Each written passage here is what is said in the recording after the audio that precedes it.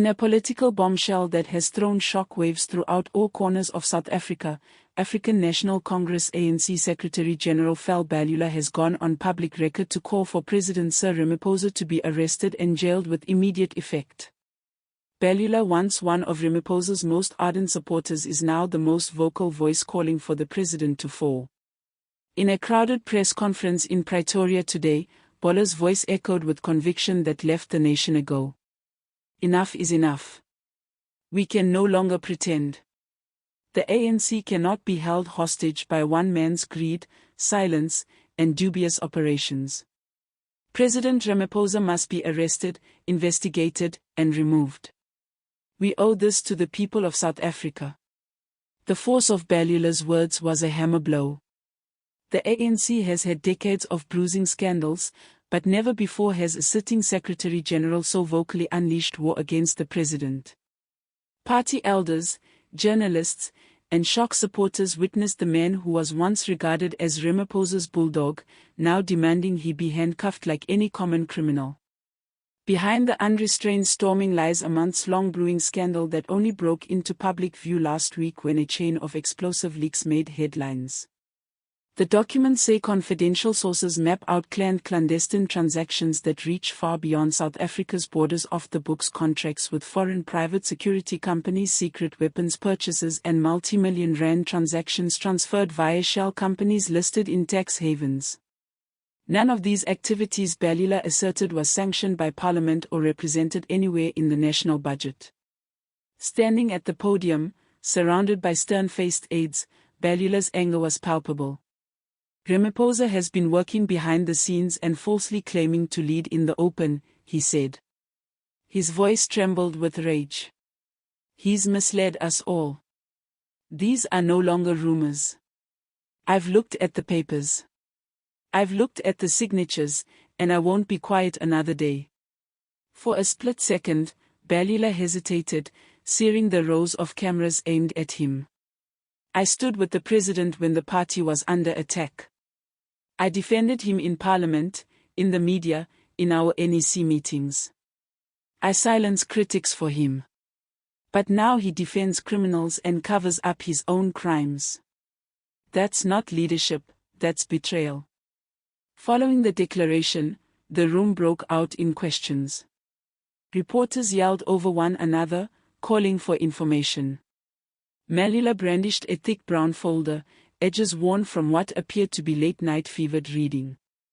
This is just a small portion of what we have, he declared, holding the folder aloft. These documents go to the National Prosecuting Authority. Today I am requesting in writing a full criminal probe of Ramaphosa's behavior, abuse of office, obstruction of justice, and financial misconduct. Mbalula's ultimatums did not stop there. He urged the South African Police Service to desist from playing bodyguard for the elite and attend to their duty. There is no special law for the powerful, he bellowed. Ramaphosa must be treated the same way any ordinary South African would be treated. He is not superior to the Constitution. No one is. This bombshell news falls on a party that is already buckling under the strain of scandal. Only last month, the sensational arrest of ANC chairperson Guided Mentes in another country sent wild rumor mill spinning with talk of a wide-ranging international corruption network that might trap the president. There were whispers behind closed doors at Latuli House for weeks now with Mbula's defiant rebellion. However, the rumors have erupted into a roar. A high ANC source who asked not to be named characterized the mood within the ruling party as a ticking time bomb. He said, "We never thought Mbalula would crack like this. He's witnessed too much and he's aware that if he keeps quiet, the whole house will come crashing down on him as well. But believe me, he's not the only one. More are on their way." Indeed, more than 40 senior ANC members are reported by several sources to be planning to resign in mass or openly criticize the president if the NEC fails to take action in days. Some are even reported to be writing statements of no confidence and impeachment motions that may reach Parliament within a week. South African social media melted down within minutes of Mbalula's press briefing. The hashtag #Ramaphosa was trending #1 across the country as thousands demanded that the president resign right away. Spontaneous protests erupted on streets in some of Johannesburg and Cape Town, with demonstrators bearing placards calling for accountability. Some even chanted Mbula's lines, "No elite law, no elite law." Predictably, opposition parties wasted no time pouncing on the chaos. EFF leader Julius Malema took to X, formerly Twitter, to gloat, "Welcome to the truth, Mbalula. We've been telling you this for years. Arrest him. Clean the house." DA leader John Steenhuisen called for Parliament to be reconvened immediately. The ANC can no longer be trusted to police itself, Steenhuisen said. Ramaphosa must face an open inquiry and the full force of the law. But not everyone is buying Mbula's intentions. Political observers and critics note that for years he was one of Ramaphosa's most vocal champions, while frequently bullying journalists and opposition MPs who had questioned corruption. "It's convenient."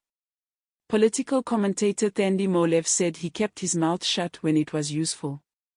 Now that the ship is going down, he's the first rat to abandon it. Let's not forget he has his own ambitions. For Ramaphosa, who so far has endured an uncomfortable public tranquility, the coming days hold out to be the greatest challenge of his life. A brief statement from the president's office late yesterday afternoon declared that he categorically denies all allegations and will fully cooperate with any legal investigation. The statement further indicated that the leaks were fabrications by enemies of progress and unity, but was short of commenting on the very charges Mbalula listed. Meanwhile, Parliament will call Ramaphosa to an emergency questioning of the leaked papers and the whirlwind of accusations. The ANC National Executive Committee itself is also coming under intense pressure to meet in an emergency crisis session within 72 hours. Mbalula himself was adamant as he stepped down from the podium. "If the NEC does nothing, then the people will act on their own and we won't be able to stop it," he intoned ominously. As dusk fell on Pretoria, speculation ran rampant that Ramaphosa's inner circle is frantically trying to stem defections and extract loyalty commitments from faltering allies. Desperate backroom deals are already being made, some insiders say. Cabinet positions promise threats of exposure, even bribes, anything to prevent the walls from falling over the night.